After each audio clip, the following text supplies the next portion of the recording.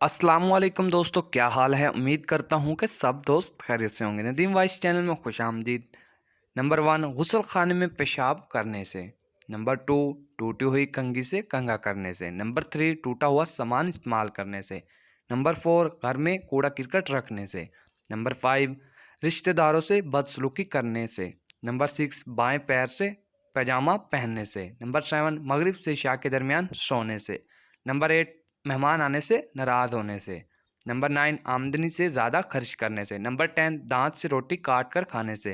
Number 11, 40 दिन से ज़्यादा ज़ेरे नाफ बाल रखने से।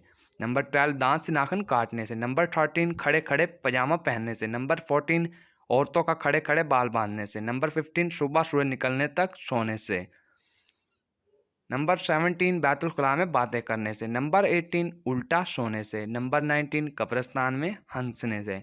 नंबर 20, पीने का पानी रात में खुला रखने से। नंबर 21, रात में सवाली को कुछ ना देने से। नंबर 22, बग़ैर वज़ू कुरान मजीद पढ़ने से। नंबर 23, अस्तंजा करते वक्त बातें करने से।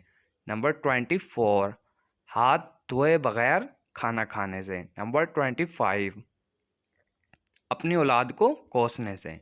नंबर 26, फूंक से चिराग बुझाने से। नंबर 27, बिस्मिल्लाह पढ़े बगैर खाना खाने से। नंबर 28, झूठी कसम खाने से।